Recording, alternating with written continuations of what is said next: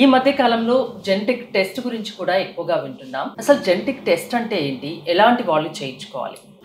Genetic test అంటే మామూలుగా మనం ఎవరిలో అయినా ఏ లివింగ్ ఆర్గనిజంలో అయినా కానీ క్రోమోజోమ్స్ అనేవి ఉంటాయి. అలానే హ్యూమన్ బీయింగ్స్ మనకు కూడా మనుషుల్లో కూడా ఉంటాయి అన్నమాట. 23 పేర్స్ అని వినుంటారు కదా. సో ఆడవాళ్ళకైతే XX, మగ వాళ్ళకైతే XY క్రోమోజోమ్స్ ఉంటాయి. సో ఈ క్రోమోజోమ్స్ నెంబర్స్ తేడాలు వస్తే బేబీస్లో జెనెటిక్ లోపాలు వస్తాయి అన్నమాట.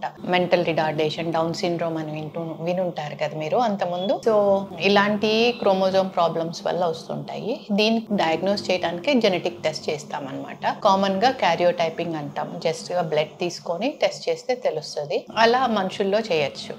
అదే టెస్ట్ మనము IVF ద్వారా కూడా పిండం మీద చేస్తాం, అంటే ఎంబ్రియో మీద చేస్తాం.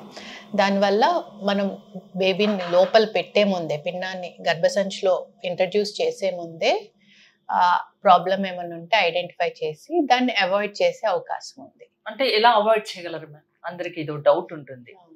అంటే ఇప్పుడు IVFలో ఏంటంటే 3-4 ఎంబ్రియోస్ అలా ఫామ్ అవుతాయి మనం IVF చేసినప్పుడు. అప్పుడు అన్ని ఎంబ్రియోస్కి ఒక్కొక్క ఎంబ్రియోకి సెల్స్ తీసి టెస్ట్ చేస్తాము.